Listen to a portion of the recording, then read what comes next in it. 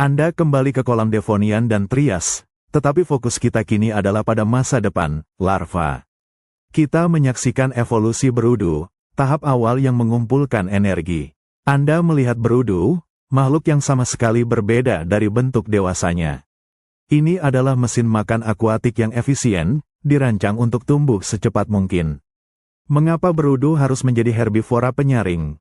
Karena di lingkungan yang terbatas dan tidak stabil seperti kolam sementara, alga dan detritus adalah sumber energi yang paling melimpah dan paling mudah diakses.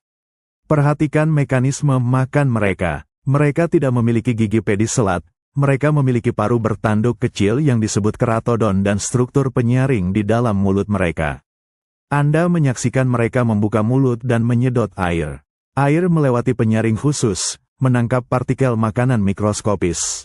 Mekanisme ini sangat mirip dengan ikan-ikan penyaring purba, sebuah kemunduran fungsional yang disengaja. Di air, mereka mengandalkan insang untuk pernapasan, tetapi struktur yang sama kini beradaptasi untuk menyaring makanan. Anda melihat insang mereka, yang tertutup, yang memungkinkan air mengalir secara efisien. Pertumbuhan yang cepat adalah kunci. Berudu harus mencapai ambang ukuran tertentu, berat dan energi yang cukup, sebelum sinyal hormonal metamorfosis diaktifkan. Anda menyaksikan berudu berlomba melawan waktu. Mereka harus mengakumulasi energi ini sebelum kolam mengering, sebelum predator air memakan mereka, atau sebelum air menjadi terlalu tercemar. Semua energi yang dikumpulkan di fase larva ini menjadi modal untuk metamorfosis yang mahal secara energi. Bayangkan, dalam hitungan hari atau minggu, seluruh kerangka, otot, dan organ internal harus direstrukturisasi dari bentuk herbivora perenang menjadi bentuk karnivora pelompat.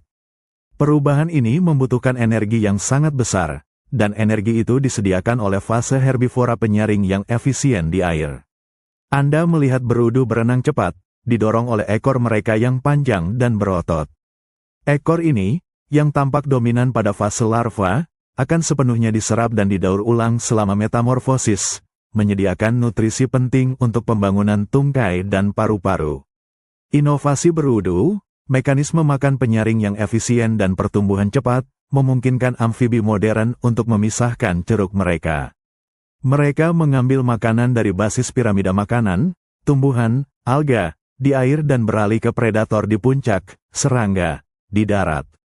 Ini adalah strategi yang sangat berkelanjutan. Anda menyimpulkan bahwa metamorfosis tidak terjadi secara tiba-tiba, tetapi merupakan hasil dari tekanan lingkungan Devonian dan Permian yang berkelanjutan. Fase larva yang sangat terspesialisasi ini adalah rahasia mengapa amfibi, terlepas dari kelemahan kulit mereka, dapat terus berkembang hingga hari ini. Anda mengamati berudu di air keruh. Penglihatan di air berlumpur seringkali tidak berguna. Jadi, bagaimana makhluk kecil ini menavigasi, menghindari predator, dan menemukan makanan tanpa melihat? Jawabannya terletak pada warisan purba yang tak terlihat, sistem gurat sisi. Sistem gurat sisi, yang merupakan ciri khas semua ikan, adalah indera keenam bagi kehidupan akuatik. Anda melihat garis samar yang membentang di sepanjang tubuh berudu, dan serangkaian pori-pori di kepala mereka. Di bawah pori-pori ini terdapat saluran yang dipenuhi cairan dan sel-sel rambut sensorik, disebut neuromas. Anda menyaksikan fungsinya. Setiap gerakan air, getaran dari predator yang mendekat, riak yang memantul dari batu, atau pergerakan mangsa kecil, menciptakan gelombang tekanan. Neuromas ini merasakan perubahan tekanan air yang sangat halus, memungkinkan berudu untuk membangun peta 3 dimensi dari lingkungan akuatik mereka yang gelap. Ini adalah sistem navigasi presisi yang membantu mereka menghindari predator seperti serangga air atau ikan kecil. Sistem ini adalah hadiah yang diwarisi langsung dari nenek moyang ikan mereka di Devonian. Amfibi purba seperti Acanthostega dan Ichthyostega memiliki gurat sisi yang menonjol di kepala dan tubuh, membantu mereka menavigasi rawa berlumpur. Namun, sistem gurat sisi hanya berfungsi di dalam air. Saat metamorfosis mendekat, dipicu oleh tiroksin, Anda menyaksikan sistem gurat sisi ini mengalami degradasi total. Sel-sel neuromas diserap. Tubuh dewasa yang siap untuk darat tidak memiliki kegunaan untuk sensor tekanan air. Pelepasan sistem gurat sisi ini merupakan simbol dari pemisahan ceruk yang radikal. Berudu adalah makhluk akuatik sejati, bergantung pada indera yang efektif di air. Katak atau salamander dewasa adalah makhluk darat, mengandalkan mata dan lidah untuk berburu. Meskipun amfibi dewasa salamander masih mungkin mempertahankan beberapa neuromas di kepala mereka untuk mendeteksi getaran di lingkungan yang sangat lembab, sebagian besar amfibi kehilangan indera air mereka. Anda menyimpulkan bahwa gurat sisi adalah contoh sempurna tentang bagaimana evolusi mengambil adaptasi purba dan menugaskannya secara khusus untuk tahap kehidupan tertentu. Warisan ini adalah kunci untuk kelangsungan hidup larva di air yang penuh bahaya, menyediakan energi yang cukup untuk membiayai transformasi ke darat. Amfibi modern adalah pemenang karena mereka mampu memanfaatkan sensor akuatik kuno hanya selama diperlukan, dan kemudian membuangnya demi inovasi darat. Anda kini menyaksikan proses di mana lingkungan prasejarah Devonian menuliskan perintahnya ke dalam biologi amfibi modern. Metamorfosis bukanlah sekadar perubahan acak, itu adalah respons terprogram terhadap stres lingkungan. Anda kembali ke kolam sementara yang ditakdirkan untuk mengering, habitat yang menjadi ciri khas tekanan Devonian. Berudu ada di sana, berlomba untuk tumbuh. Perubahan besar ini dikendalikan oleh tiroksin, hormon yang diproduksi oleh kelenjar tiroid. Tetapi, apa yang memberitahu tiroid kapan harus memulai proses yang menguras energi dan drastis ini? Jawabannya ada di hipofisis, kelenjar master di otak. Anda menyaksikan bagaimana hipofisis bertindak sebagai penerjemah, mengubah sinyal dari lingkungan luar menjadi perintah internal. Ketika kondisi di kolam memburuk, level air menurun, suhu meningkat, kepadatan populasi berudu meningkat, yang berarti makanan berkurang. Berudu merasakan tekanan ini. Tekanan ini memicu hipofisis untuk melepaskan hormon perangsang tiroid, atau TSH. Anda melihat TSH melakukan perjalanan singkat ke kelenjar tiroid, memberikan perintah, lakukan transformasi sekarang. Tiroid merespons dengan membanjiri sistem berudu dengan tiroksin. Ini adalah adaptasi yang luar biasa efisien. Jika kolam mulai mengering lebih awal karena kekeringan yang tidak terduga, berudu, bahkan yang belum sepenuhnya dewasa, akan mengalami metamorfosis prematur. Anda menyaksikan berudu yang lebih kecil dari ukuran optimal, tetapi sekarang katak darat yang bergerak, melompat keluar dari air yang sekarat. Meskipun mereka lebih rentan, mereka selamat. Mereka memilih masa depan yang berisiko di darat daripada kematian pasti di air. Sebaliknya, jika kolam tetap stabil, metamorfosis ditunda. Berudu akan terus makan dan tumbuh, mengumpulkan energi lebih banyak, memastikan bahwa katak dewasa yang dihasilkan lebih besar, lebih kuat, dan lebih mungkin bertahan di darat. Mekanisme hipofisis tiroid ini adalah inti dari strategi bertahan hidup Lis Amphibia. Ini adalah sistem peringatan dini yang memungkinkan mereka merespons tekanan lingkungan yang tidak stabil yang telah menghantui garis keturunan mereka sejak Devonian. Anda menyadari bahwa evolusi telah mengukir semacam jam alarm biokimia di dalam amfibi. Mereka telah mengubah ketidakstabilan Devonian menjadi keunggulan adaptif. Kemampuan untuk mengodekan kelangkaan air dan stres populasi menjadi perintah hormonal untuk transformasi telah memungkinkan mereka bertahan selama ratusan juta tahun. Ini adalah kisah tentang bagaimana gen dan hormon berkolaborasi untuk memecahkan tantangan bertahan hidup yang paling mendasar. Anda sekarang melihat dari dekat keajaiban biokimia, proses di mana amfibi mengubah diri mereka sendiri pada tingkat genetik. Ini adalah orkestrasi yang rumit, di mana satu hormon, tiroksin, bertindak sebagai konduktor, memainkan dua melodi yang berlawanan secara bersamaan, pembangunan dan pembongkaran. Saat hipofisis memberikan sinyal dan tiroid membanjiri tubuh berudu dengan tiroksin, hormon ini berinteraksi dengan reseptor di setiap sel. Anda menyaksikan bahwa tiroksin tidak memberikan satu perintah tunggal, ia mengaktifkan serangkaian sakelar gen yang berbeda di jaringan yang berbeda. Di lokasi tunas tungkai, yang telah lama tidak aktif sejak lahir, tiroksin menyalakan program pembangunan. Anda melihat tulang-tulang yang tumbuh pesat, otot-otot yang berdiferensiasi, menciptakan tungkai depan dan belakang yang kuat, semuanya mengikuti cetak biru tetrapoda yang diwarisi dari ikan bersirip cuping kuno. Namun, di lokasi lain, tiroksin memicu program yang sama sekali berbeda, kematian sel terprogram, atau apoptosis. Anda menyaksikan sel-sel di insang dan ekor berudu yang cepat diserap. Ekor, yang dulunya adalah mesin renang yang vital, kini dipecah. Nutrisi dari ekor yang didaur ulang ini mengalir kembali ke tubuh, menyediakan bahan bakar yang sangat dibutuhkan untuk pertumbuhan tungkai dan paru-paru.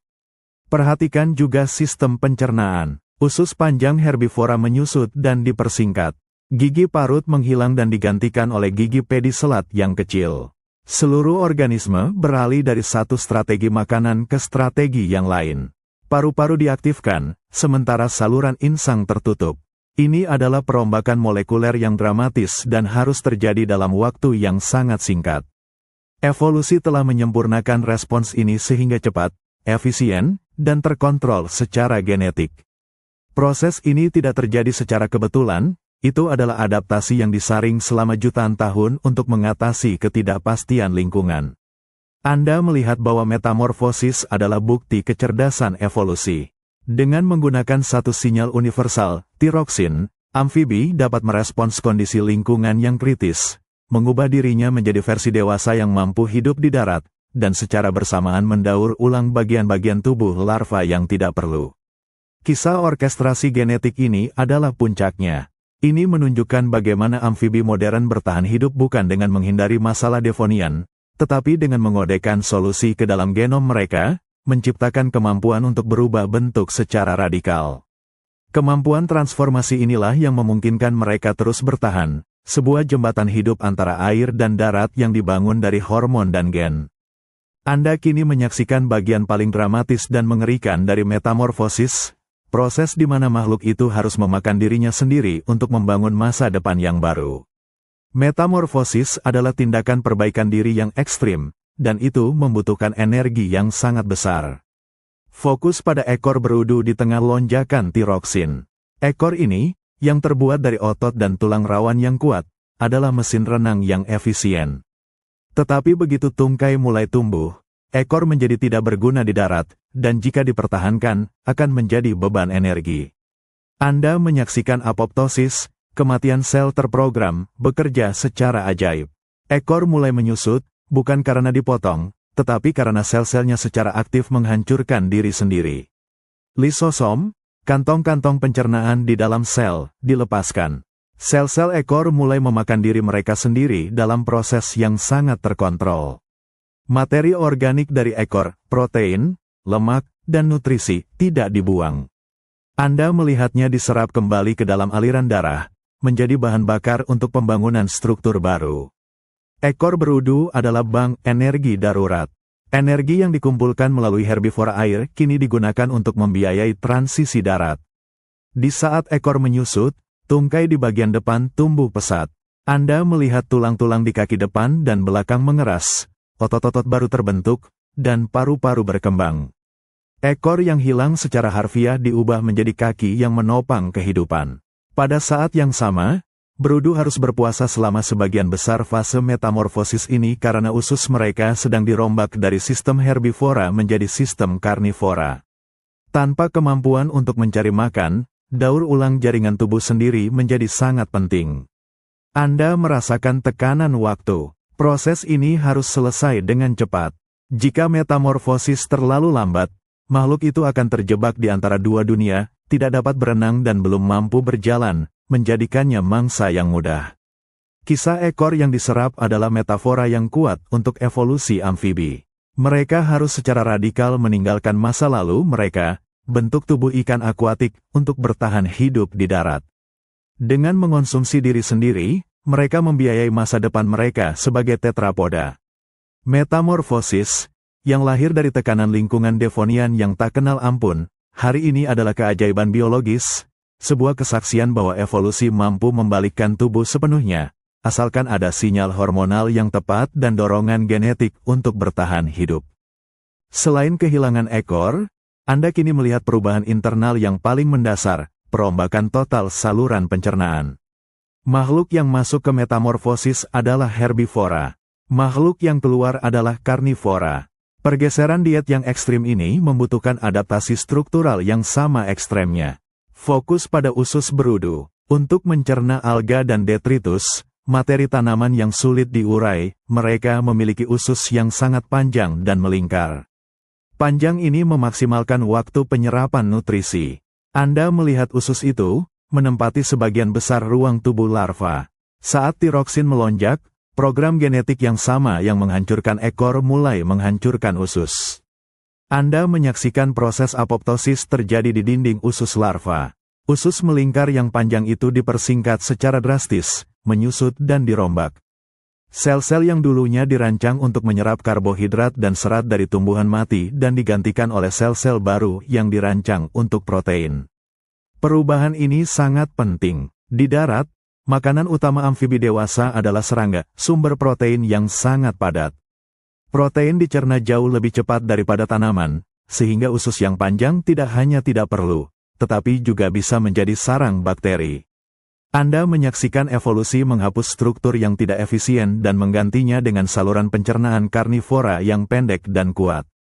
Selama fase puasa metamorfosis, berudu tidak dapat makan karena sistem pencernaannya sedang dalam proses pembangunan kembali.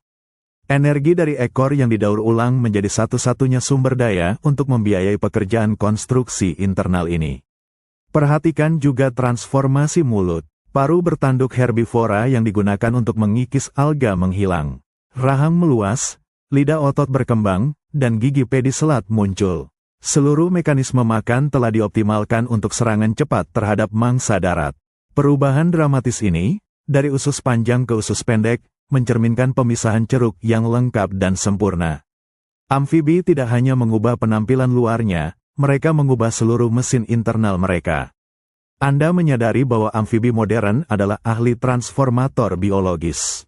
Kemampuan untuk secara radikal mengubah diet dan anatomi pencernaan mereka adalah yang memungkinkan mereka memaksimalkan kelangsungan hidup di dua lingkungan yang sangat berbeda. Metamorfosis adalah kisah tentang kelangsungan hidup yang dikodekan secara internal, memungkinkan mereka untuk mengatasi batasan makanan dan lingkungan yang telah menjebak begitu banyak garis keturunan purba lainnya. Anda telah menyaksikan amfibi mempersiapkan diri mereka secara anatomis dan hormonal. Namun, sekarang kita harus menghadapi kenyataan pahit, periode transisi itu sendiri. Metamorfosis menciptakan apa yang kita sebut jendela kerentanan. Bayangkan kata kecil yang baru saja menyelesaikan perombakan tubuhnya. Ekornya hampir hilang, tungkainya sudah terbentuk, tetapi ia masih berjuang untuk beradaptasi dengan paru-paru dan gravitasi. Pada saat ini, makhluk itu bukan lagi perenang yang cekatan, tetapi juga belum menjadi pelompat darat yang lincah. Anda melihat mereka di tepi kolam. Mereka masih sangat kecil dan rentan terhadap dua ancaman besar secara bersamaan. Di satu sisi, predator akuatik, ikan, serangga air, atau salamander yang lebih besar, melihat mereka sebagai mangsa yang bergerak lambat. Di sisi lain, predator darat, burung, ular, atau mamalia kecil, melihat mereka sebagai makanan pembuka yang mudah. Kerentanan lain adalah dehidrasi. Kulit amfibi yang baru bermetamorfosis masih tipis dan sangat permeabel. Tubuh mereka baru saja menghabiskan semua energi yang dikumpulkan untuk membangun struktur baru. Mereka harus segera mencari makanan darat, tetapi mereka juga harus tetap lembab. Mereka tidak bisa berlama-lama di bawah sinar matahari. Anda merasakan tekanan selektif yang intens pada periode singkat ini. Hanya individu yang dapat menyelesaikan metamorfosis dengan cepat, yang memiliki dorongan genetik untuk segera mencari perlindungan yang lembab dan berlimpah serangga, yang akan bertahan. Amfibi yang lambat, yang berkeliaran di tepi kolam, hampir pasti akan musnah. Jendela kerentanan ini adalah harga yang harus dibayar amfibi untuk strategi dua fase mereka. Mereka berhasil memisahkan ceruk larva dan dewasa, tetapi di antara kedua fase itu, ada jurang bahaya. Ini adalah pengingat bahwa evolusi seringkali menghasilkan kompromi yang brutal, bukan kesempurnaan. Namun, kemampuan amfibi untuk memulai transisi yang mahal ini secara strategis, dipicu oleh sinyal lingkungan yang mengancam, adalah yang menyelamatkan mereka. Mereka diprogram untuk mengambil risiko transisi, bahkan jika itu berarti kerentanan yang ekstrim, daripada menunggu nasib buruk di air yang sekarat.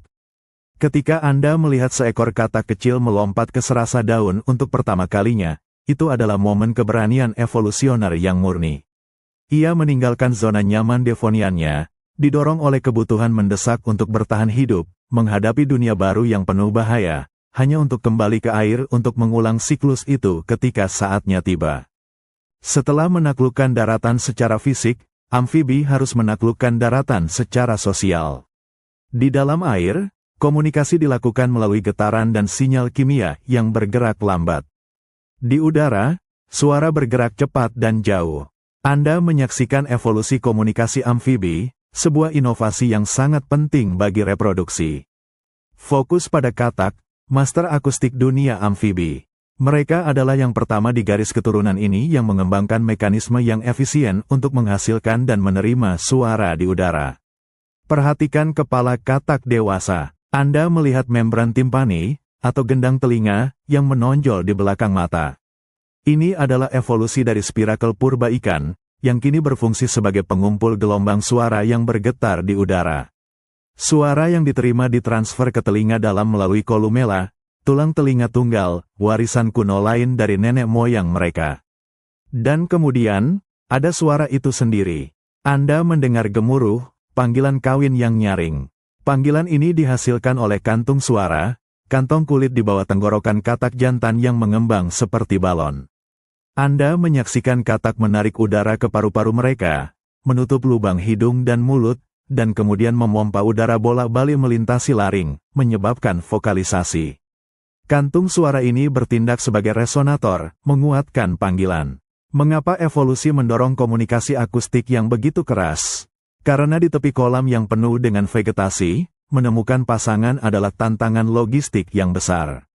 Suara yang keras memungkinkan amfibi jantan untuk mengklaim wilayah, menarik betina spesiesnya sendiri dari jarak jauh, dan memperingatkan pejantan saingan. Reproduksi, yang sudah berisiko karena ketergantungan pada air, tidak bisa diserahkan pada kesempatan. Anda menyadari bahwa komunikasi yang kompleks ini adalah penyempurnaan adaptasi darat mereka. Setelah tungkai, paru-paru, dan kulit yang permeabel memungkinkan mereka hidup di darat, panggilan suara memastikan bahwa keberadaan mereka dapat berlanjut. Ini adalah cara amfibi mengalahkan amniota dalam kompetisi reproduksi, setidaknya di ceruk lembab mereka. Mereka menggunakan akustik untuk mengontrol pertemuan kawin di malam hari, saat ancaman reptil berdarah panas lebih rendah. Kisah gendang telinga dan kantung suara ini adalah kisah tentang bagaimana amfibi, yang gagal menciptakan telur amnion, menanggapi tantangan reproduksi darat dengan menciptakan sinyal yang tidak mungkin diabaikan. Ini adalah cara mereka memastikan bahwa, terlepas dari segala risiko, keturunan mereka akan selalu kembali ke air yang sama yang pernah menjadi jebakan bagi leluhur mereka, mengulangi siklus metamorfosis yang ajaib. Anda berdiri di tepi kolam, memperhatikan katak yang bersiap untuk melompat. Ini bukan hanya gerakan, ini adalah demonstrasi kekuasaan biomekanik yang diasah selama jutaan tahun. Lompatan adalah evolusi paling ekstrim dari tungkai tetrapoda purba. Fokus pada saat katak berjongkok. Seluruh tubuhnya adalah pegas yang dimuat. Anda melihat tungkai belakangnya yang panjang, di mana tulang-tulang telah memanjang secara signifikan. Tulang tibia dan fibula, yang pada mamalia terpisah, menyatu dalam katak menjadi satu tulang tunggal yang kuat. Ini memaksimalkan stabilitas dan mencegah fleksibilitas yang akan membuang energi. Perhatikan juga panggulnya. Tulang ilium, bagian panggul yang melekat pada tulang belakang, telah memanjang ke depan. Ini memungkinkan otot-otot kaki belakang yang kuat untuk menempel dan memanjang, menciptakan tuas yang lebih panjang dan oleh karena itu, lompatan yang jauh lebih kuat. Dan yang paling krusial, ingat urostyle, tulang yang menyatu dari sisa-sisa tulang ekor. Anda melihat urostyle ini bertindak sebagai perpanjangan kaku dari tulang belakang, memberikan titik jangkar sentral bagi otot panggul untuk bekerja. Ketika katak melepaskan energi, semua kekuatan itu diarahkan melalui kerangka yang stabil ini. Namun, kekuatan dorong hanyalah setengah dari cerita. Yang lain adalah pendaratan. Anda menyaksikan pendaratan yang keras, di mana seluruh berat katak dihantamkan kembali ke tungkai depannya yang lebih pendek. Tungkai depan katak telah berevolusi menjadi sistem penyerap kejut yang luar biasa. Tulang-tulang mereka, dan terutama persendiannya, dirancang untuk menyebar dan mendistribusikan energi benturan. Ini mencegah kerusakan struktural pada kerangka ringan mereka. Amfibi yang melompat adalah mesin yang dirancang untuk menghasilkan kekuatan eksplosif sambil secara bersamaan melindungi diri dari kerusakan ledakan tersebut. Lompatan katak adalah respons evolusioner terhadap kebutuhan untuk melarikan diri dari ancaman dengan cepat di lingkungan perbatasan yang berbahaya. Melompat adalah cara paling efisien untuk mengatasi vegetasi dan bebatuan, dan untuk mencari air secara instan. Anda menyadari bahwa katak modern adalah perwujudan paling ekstrim dari warisan ikan bersirip cuping, sebuah cetak biru tungkai yang dimodifikasi, disempurnakan, dan dikhususkan untuk ledakan energi sesaat.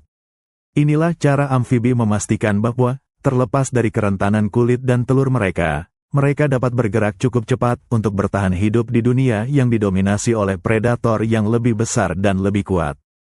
Anda telah melihat amfibi menaklukkan dataran rendah, tetapi kini Anda harus melihat ke atas, ke kanopi hutan basah, tempat amfibi membuat klaim teritorial yang sama sekali baru. Untuk lolos dari kompetisi di lantai hutan, beberapa katak berevolusi menjadi arboreal, hidup di pepohonan. Ini membutuhkan adaptasi yang sangat berbeda dari lompatan. Anda menyaksikan evolusi cakar dan bantalan perekat. Pada katak pohon, ujung jari-jari kaki mereka melebar menjadi bantalan kecil berbentuk cakram. Ini bukan cangkir hisap, ini adalah salah satu mekanisme adesi paling efektif di alam. Amati bantalan jari kaki itu dari dekat. Anda melihat mereka ditutupi oleh sel-sel heksagonal kecil yang dipisahkan oleh saluran-saluran kecil. Sel-sel ini mengeluarkan lendir lengket yang sangat tipis dan berminyak, berasal dari kelenjar tarsal. Ketika katak menekan bantalannya ke permukaan vertikal, lensir ini mengisi celah-celah kecil dan menciptakan adesi basah. Keajaiban sebenarnya adalah bagaimana bantalan itu menahan berat. Struktur seluler heksagonal menciptakan gesekan dan adesi antar molekul yang luar biasa kuat, gaya van der Waals, yang memungkinkan katak menempel pada kaca yang halus, daun yang licin, atau kulit pohon yang basah. Bahkan ketika bergerak di bawah hujan tropis, mereka dapat melawan gravitasi. Adaptasi ini memberikan keuntungan ekologis yang besar. Katak pohon dapat melarikan diri dari predator darat dan predator akuatik. Mereka juga mengakses ceruk makanan baru, serangga yang hidup di ketinggian, dan, yang paling penting, mereka dapat menciptakan strategi reproduksi yang lebih aman. Anda menyaksikan katak pohon meletakkan telur di kolam air yang terperangkap di daun tanaman, jauh di atas tanah, atau bahkan langsung di daun di atas kolam, di mana berudu akan jatuh ke air saat menetas. Strategi ini adalah upaya lain untuk mengatasi kerentanan telur amfibi, sebuah cara untuk menjaga telur tetap lembab sambil menghindari predator besar di kolam di bawah. Evolusi adesi ini menunjukkan fleksibilitas luar biasa dari warisan tetrapoda. Tungkai yang awalnya kaku, didukung tulang ikan bersirip cuping, kini memiliki ujung jari yang halus dan lengket. Ini adalah cerita tentang amfibi yang mengambil kulit permeabel mereka, yang rentan terhadap dehidrasi, dan mengubahnya menjadi keunggulan, menggunakan sekresi kulit mereka untuk menaklukkan ketinggian dan secara harfiah melipat gandakan habitat mereka. Mereka telah mengubah kutukan mereka, kebutuhan akan kelembapan, menjadi alat pendakian yang memungkinkan mereka mendominasi kanopi hutan, membuktikan bahwa adaptasi paling radikal seringkali merupakan penyempurnaan yang cerdik dari apa yang sudah ada. Anda telah melihat metamorfosis sebagai dorongan untuk transisi ke darat. Sekarang, saksikan kebalikan evolusioner, neoteni, atau paedomorfosis, strategi untuk bertahan hidup dengan tetap menjadi muda. Fokus pada garis keturunan salamander, dan khususnya, axolotl. Makhluk-makhluk ini mempertahankan karakteristik larva mereka, bahkan saat mereka dewasa secara seksual. Anda melihat axolotl dengan insang eksternal berbulu yang menonjol keluar dari leher mereka, dan sirip ekor yang besar, seperti berudu yang membesar, namun ia sudah mampu bereproduksi. Mengapa evolusi akan membalikkan kerja keras jutaan tahun yang mendorong transisi darat? Jawabannya terletak pada stabilitas lingkungan. Anda melihat danau-danau besar dan permanen di mana predator darat jarang ada, tetapi predator air yang lebih besar, seperti ikan, mungkin ada. Di lingkungan air yang stabil dan kaya sumber daya, risiko dan biaya berpindah ke darat melebihi manfaatnya. Di darat, amfibi harus menghadapi dehidrasi, suhu yang lebih fluktuatif, dan predator amniota. Di dalam air, mereka relatif aman. Neoteni terjadi ketika sinyal hormonal yang memicu metamorfosis, tiroksin, ditekan atau diabaikan oleh jaringan tubuh. Anda menyaksikan bagaimana tubuh aksolotl, meskipun secara genetik mampu bermetamorfosis menjadi salamander darat, secara efektif mengunci diri dalam bentuk larva akuatik. Ini adalah adaptasi yang sangat menguntungkan. Dengan mempertahankan insang eksternal, mereka memaksimalkan penyerapan oksigen dari air yang stabil. Mereka menghindari jendela kerentanan transisi darat. Mereka dapat memulai reproduksi lebih awal karena mereka tidak perlu menunggu kondisi darat yang tepat. Neoteni mengajarkan Anda bahwa tujuan evolusioner amfibi bukanlah untuk menaklukkan daratan secara mutlak, melainkan untuk mengoptimalkan kelangsungan hidup. Jika air menyediakan ceruk yang paling aman dan paling kaya sumber daya, maka tetap berada di air adalah strategi yang lebih unggul. Anda menyadari bahwa aksolotl adalah bukti bahwa metamorfosis bukanlah keharusan mutlak, tetapi mekanisme yang dapat dimatikan jika tekanan seleksi membalikkan prioritas. Ini adalah penghormatan kepada leluhur ikan mereka. Strategi terbaik bagi beberapa amfibi adalah kembali ke identitas Devonian mereka yang dominan, sambil mempertahankan tungkai yang mereka peroleh. Salamander yang berneoteni mengingatkan Anda bahwa warisan amfibi adalah kemampuan untuk hidup di dua alam. Dan dalam keadaan tertentu, memilih hanya satu alam adalah kunci untuk keberlanjutan garis keturunan mereka. Anda kini menyaksikan keajaiban biologis yang dimiliki salamander, kemampuan generasi yang nyaris sempurna. Jika metamorfosis adalah transformasi terprogram, generasi adalah kemampuan untuk mengulang pembangunan itu lagi, kapanpun diperlukan. Bayangkan salamander kehilangan tungkai, atau bahkan sebagian otak atau mata. Dalam hitungan minggu, Anda melihat sel-sel di lokasi luka berkumpul dan membentuk massa sel yang tidak terdiferensiasi yang disebut blastema. Blastema ini pada dasarnya adalah sel induk yang dapat mengulang program pembangunan tungkai. Ini adalah kemampuan untuk memutar kembali jam evolusi pada skala lokal. Keajaiban ini terkait erat dengan sejarah evolusioner amfibi. Ingatlah bahwa fase larva berudu sudah terprogram untuk perombakan total tubuh selama metamorfosis, menghancurkan ekor dan insang sambil membangun tungkai dan paru-paru. Salamander mempertahankan fleksibilitas seluler yang serupa. Mereka tidak kehilangan kemampuan untuk mengingat bagaimana membangun kembali struktur kompleks. Anda menyadari paradoksnya, mamalia, yang merupakan tetrapoda yang lebih jauh dari nenek moyang ikan, telah kehilangan sebagian besar kemampuan regeneratif ini. Mereka membentuk jaringan parut, tetapi salamander, yang merupakan tetrapoda yang secara genetik lebih dekat dengan bentuk leluhur purba, mempertahankan kunci genetik untuk pertumbuhan dan pembangunan kembali yang sempurna. Kemampuan generasi ini memberikan keuntungan bertahan hidup yang luar biasa di lingkungan yang penuh predator. Kehilangan anggota badan bukan berarti hukuman mati, itu hanyalah kemunduran sementara. Energi yang diperlukan untuk generasi dibiayai oleh metabolisme mereka yang lambat, memungkinkan mereka melakukan perbaikan besar-besaran tanpa menghabiskan terlalu banyak sumber daya.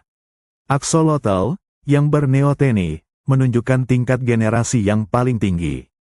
Karena mereka tetap dalam kondisi larva yang dimodifikasi, sel-sel mereka mempertahankan plastisitas yang luar biasa. Kisah generasi ini adalah pengingat abadi bahwa tidak semua adaptasi evolusioner adalah inovasi baru. Terkadang, itu adalah keberhasilan dalam mempertahankan kemampuan leluhur.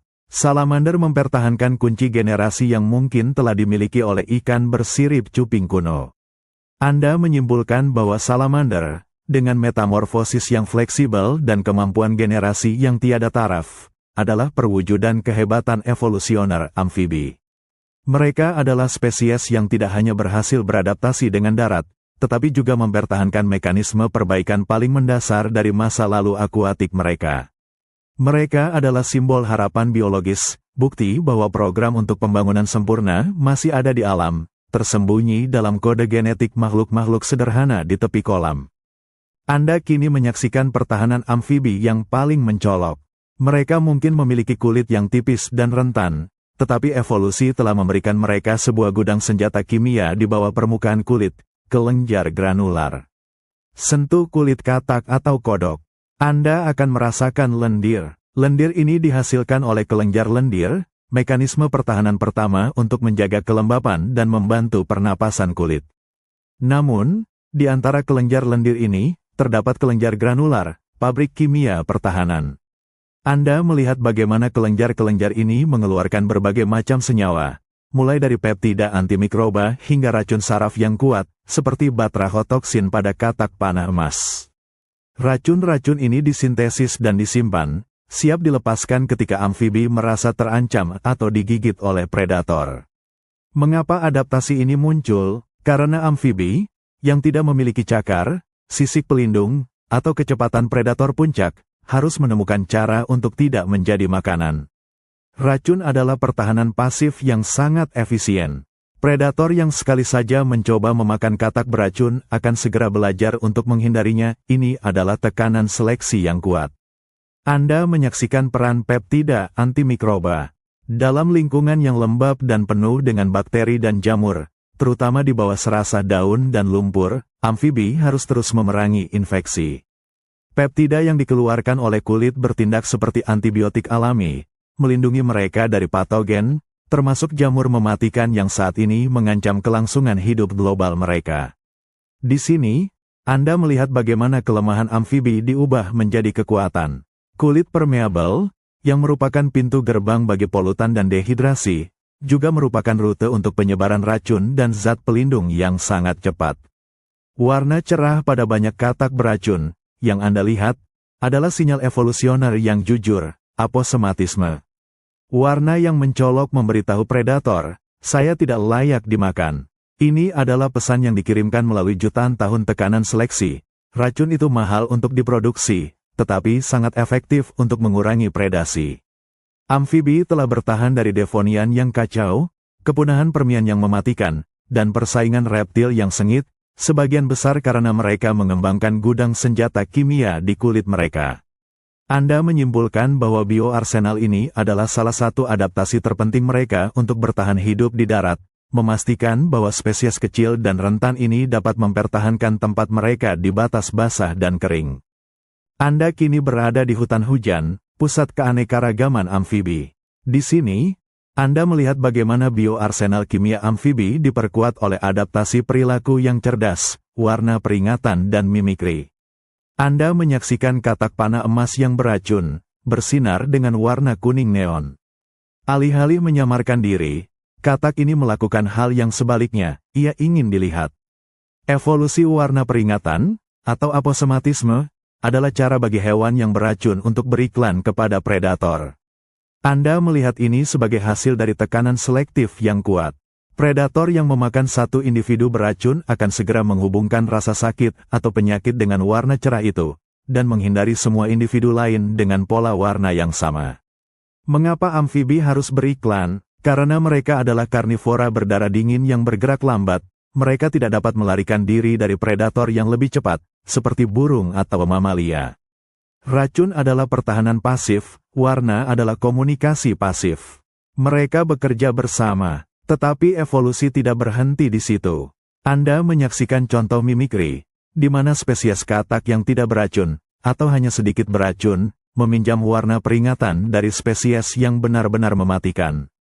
Ini disebut mimikri batesian. Anda melihat katak yang tidak berbahaya meniru pola kuning atau merah cerah dari tetangganya yang mematikan. Predator yang telah belajar menghindari katak yang benar-benar beracun, kini menghindari si peniru juga. Anda melihat permainan evolusioner yang halus ini, persaingan bukan hanya antara pemangsa dan mangsa, tetapi juga antara spesies yang beracun dan yang tidak. Mimikri ini menghemat energi bagi katak yang tidak beracun, karena tidak perlu membuat racun, dan pada saat yang sama, membantu katak beracun dengan memperkuat pesan peringatan di lingkungan. Adaptasi perilaku ini menegaskan kembali strategi amfibi untuk bertahan hidup di darat dengan kelemahan fisik mereka.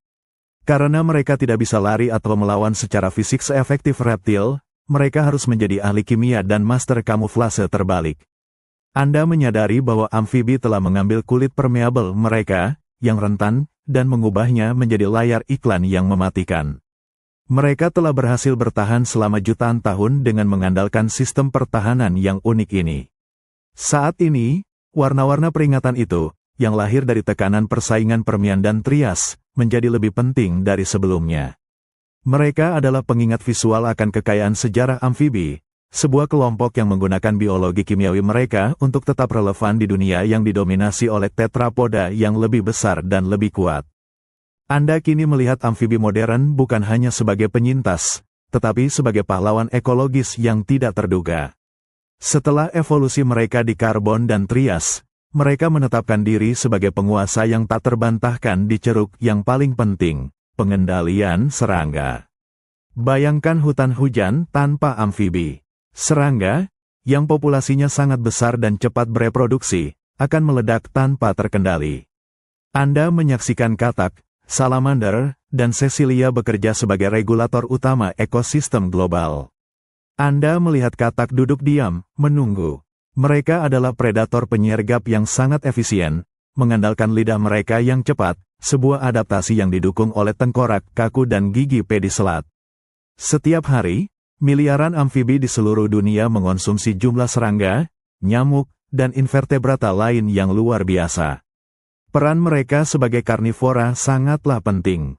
Mereka menjembatani kesenjangan antara dunia kecil invertebrata dan dunia yang lebih besar.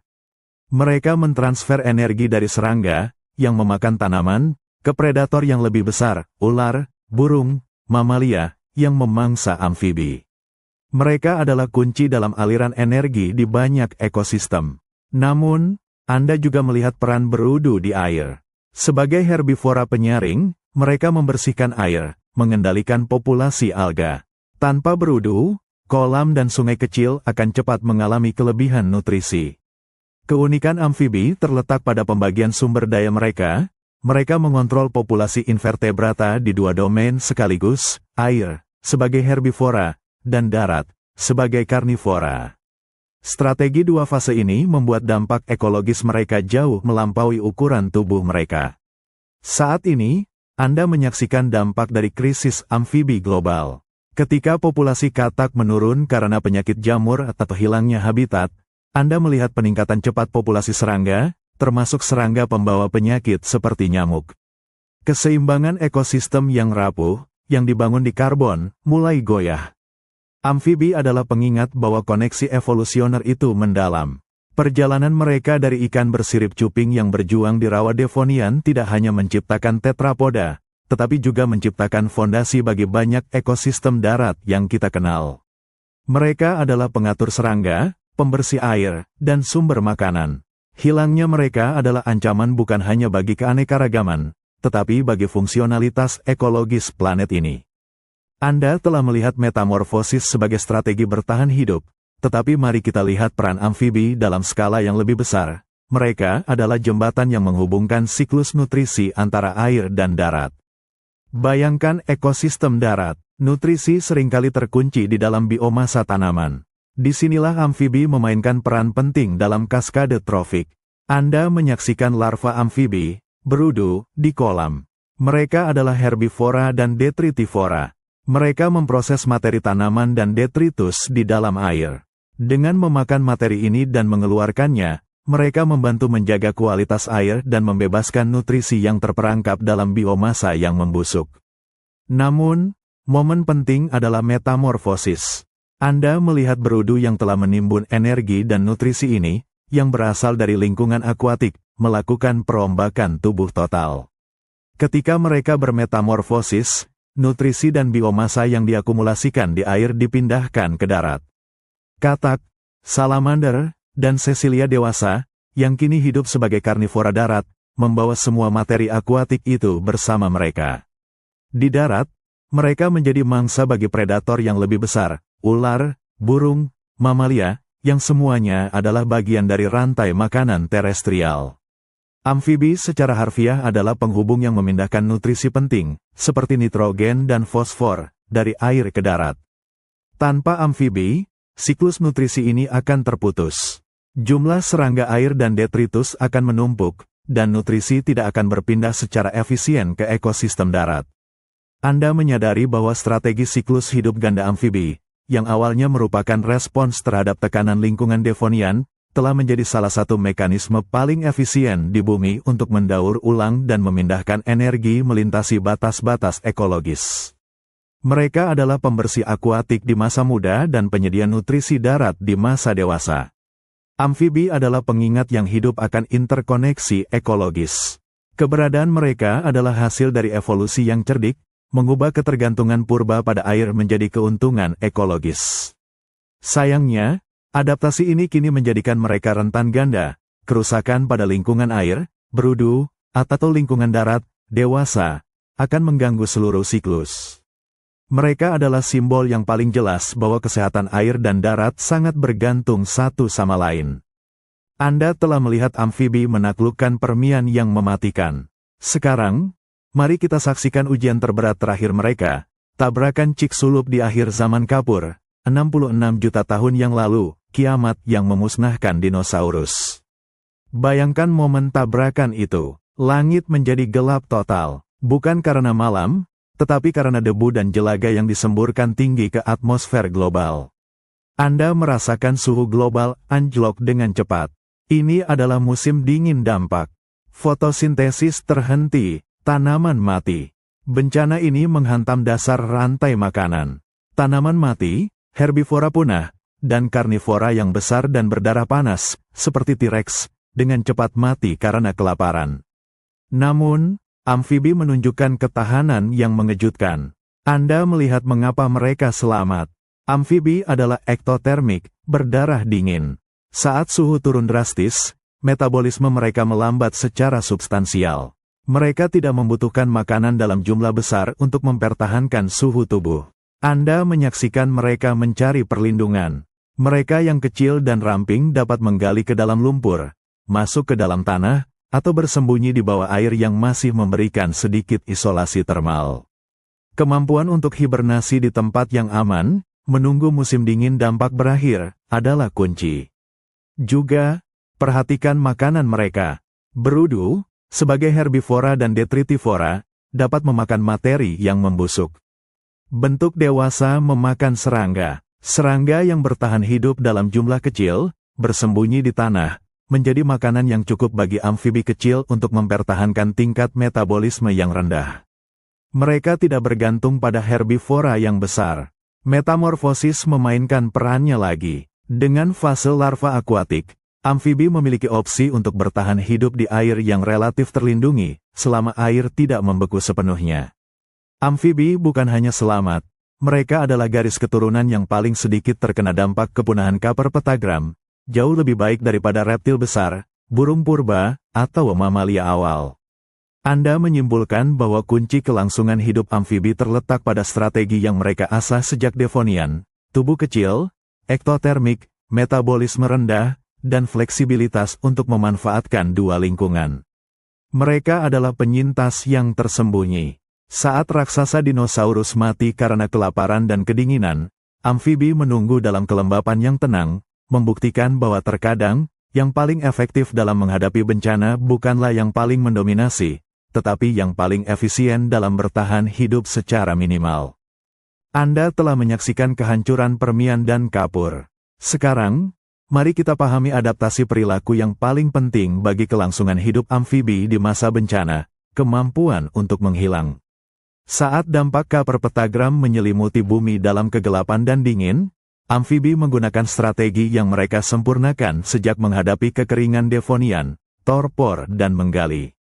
Anda melihat katak gurun, misalnya, yang memiliki kemampuan untuk melapisi diri mereka dalam kepompong lendir dan lumpur yang mengeras.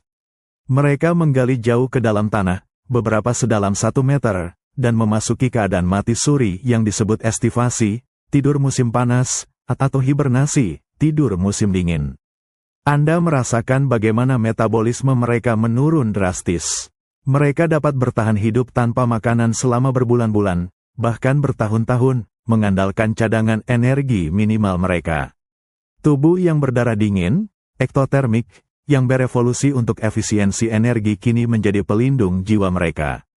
Bagi Cecilia, yang sudah hidup di bawah tanah, dampak itu hampir tidak terasa. Mereka sudah memiliki cangkang tengkorak yang kaku dan isolasi kelembapan di habitat fosorial mereka. Perhatikan amfibi yang kembali ke air. Beberapa salamander mempertahankan neoteni, mengunci diri dalam air yang stabil, yang bertindak sebagai penyangga termal. Di dalam air yang tidak membeku, mereka relatif terlindungi dari perubahan suhu permukaan yang ekstrim dan kelaparan darat. Air, yang dulunya adalah jebakan, kini menjadi tempat perlindungan. Kemampuan untuk bertahan hidup di bawah tanah, di mana suhu dan kelembapan lebih konsisten, memungkinkan amfibi modern melewati puncak krisis K per petagram. Ketika debu mulai mereda dan fotosintesis perlahan-lahan pulih, mereka muncul. Mereka tidak harus bersaing dengan dinosaurus raksasa, mereka hanya perlu menemukan serangga kecil dan kolam air yang tersisa. Strategi ini menunjukkan bahwa evolusi amfibi adalah tentang fleksibilitas dan minimalisme. Mereka tidak perlu lari, mereka hanya perlu bersembunyi. Kemampuan untuk memasuki torpor dan memanfaatkan lingkungan mikro yang lembab adalah kunci yang diwarisi dari perjuangan melawan kekeringan Devonian. Anda menyimpulkan bahwa amfibi modern adalah penyintas global yang tak tertandingi. Mereka mengajarkan kita bahwa adaptasi yang paling efektif terhadap bencana mendadak bukanlah kekuatan besar, tetapi kemampuan untuk menunda kehidupan, untuk menunggu dalam tidur yang dalam, dan untuk muncul kembali ketika kondisi mendukung. Warisan ini, kemampuan untuk menghilang dan menghemat energi, adalah kunci keuletan mereka yang telah berlangsung selama ratusan juta tahun. Setelah perjalanan melintasi waktu, Anda kini kembali ke masa kini, dan Anda melihat ironi terbesar dari evolusi amfibi. Adaptasi yang menyelamatkan mereka dari kekeringan Devonian kini menjadi ancaman paling mematikan mereka. Anda melihat katak di pinggir sungai yang airnya keruh. Ingatlah, kulit amfibi harus tetap permeabel untuk pernapasan kulit dan penyerapan air. Adaptasi ini, yang merupakan keunggulan metabolik yang penting, kini menjadikan mereka korban utama polusi modern. Anda menyaksikan bagaimana pestisida, herbisida, dan limbah industri di lingkungan dengan mudah meresap melalui kulit tipis amfibi, langsung masuk ke dalam aliran darah mereka. Mereka tidak hanya minum air dari perut, mereka menyerap setiap kontaminan yang ada di lingkungan mereka. Amfibi menjadi indikator biologis, makhluk pertama yang menunjukkan bahwa ada sesuatu yang salah dalam air dan tanah kita. Perubahan iklim memperburuk masalah ini. Peningkatan suhu menyebabkan sumber air mengering lebih cepat, mengulangi krisis Devonian, tetapi kali ini, amfibi harus bersaing dengan manusia dan menghadapi tekanan polusi yang tidak pernah ada di masa purba. Selain itu, Anda melihat ancaman lain, radiasi UV. Hilangnya lapisan ozon di masa modern berarti radiasi ultraviolet yang lebih tinggi mencapai permukaan bumi. Telur amfibi, yang tidak memiliki cangkang keras pelindung dan transparan, sangat rentan terhadap kerusakan UV. Ini adalah pengingat abadi akan kegagalan reproduksi mereka untuk berinovasi telur amnion, mereka masih harus menempatkan keturunan mereka dalam bahaya lingkungan. Anda menyaksikan tragedi global yang sedang berlangsung, kepunahan amfibi yang cepat, sebagian besar didorong oleh patogen oportunistik seperti jamur Chytridiomycosis, yang menyerang kulit permeabel mereka. Kulit, yang merupakan pusat pertahanan dan pernapasan mereka, kini menjadi jalur invasi. Amfibi adalah pengingat yang menyedihkan bahwa evolusi tidak melihat ke masa depan. Mereka mengembangkan strategi terbaik untuk lingkungan Devonian dan Permian. Di dunia yang berubah cepat dan terkontaminasi, adaptasi purba mereka yang elegan, metamorfosis, kulit permeabel, ketergantungan pada air bersih, telah menjadi kerentanan terbesar mereka. Mereka adalah garis keturunan yang berhasil menaklukkan dua dunia, tetapi berjuang untuk bertahan di dunia ketiga ini. Setelah 360 juta tahun perjalanan evolusioner, yang membentang dari ikan bersirip cuping hingga penaklukan daratan, amfibi kini menghadapi ancaman yang berbeda dari apapun yang pernah mereka hadapi, kepunahan massal ke-6, yang dipicu oleh manusia, dan diperburuk oleh patogen. Anda melihat musuh utama, jamur Chytridiomycosis. Jamur ini menyebar dengan cepat secara global, menargetkan keratin di kulit amfibi. Ingatlah betapa pentingnya kulit permeabel untuk pernapasan dan penyerapan air. Jamur ini menyerang tepat di jantung adaptasi kritis tersebut. Anda menyaksikan tragedi ekologis. Saat jamur menyerang, kulit katak dan salamander menjadi menebal, yang secara efektif mengganggu pertukaran gas dan kemampuan mereka untuk menyerap elektrolit penting. Mereka tidak dapat bernapas atau mengatur keseimbangan cairan mereka. Anda melihat makhluk-makhluk itu menjadi lesu dan mati karena gagal jantung. Kerentanan ini diperburuk oleh perubahan iklim. Peningkatan suhu telah memungkinkan jamur citrit menyebar ke ketinggian dan wilayah baru, termasuk tempat perlindungan amfibi yang dulunya aman. Siklus hidup ganda yang dulunya adalah senjata rahasia mereka, kini menjadi jalan dua arah bagi infeksi. Berudu di air dapat bertindak sebagai pembawa infeksi, menyebarkannya di habitat air sebelum mereka bermetamorfosis. Begitu mereka berubah menjadi dewasa, mereka membawa infeksi ke darat dan menyebarkannya lebih jauh, kembali ke kolam untuk memulai siklus lagi. Anda melihat bahwa garis keturunan yang selamat dari Devonian yang kering, Permian yang mematikan, dan asteroid kapur, kini menghadapi tantangan yang terlalu cepat dan kompleks. Mereka tidak punya waktu untuk mengembangkan kekebalan yang cukup, dan adaptasi purba mereka terlalu mahal di dunia yang terkontaminasi. Ketika Anda melihat hilangnya populasi amfibi secara besar-besaran, Anda melihat lebih dari sekadar kepunahan. Anda menyaksikan putusnya rantai evolusioner yang membentang kembali ke lautan purba. Mereka adalah yang pertama berani keluar, dan kini mereka adalah yang pertama menderita secara massal. Ini adalah akhir dari kisah metamorfosis. Metamorfosis adalah solusi sempurna untuk mengatasi tekanan persaingan purba, memisahkan ceruk, larva, dan dewasa. Namun, di dunia modern, kemampuan mereka untuk hidup di dua alam membuat mereka terpapar 2 kali lipat terhadap ancaman. Amfibi modern adalah pengingat yang menyentuh dan mendesak, warisan evolusioner kita, sekuno apapun, masih menentukan kerentanan dan ketahanan kita di masa kini.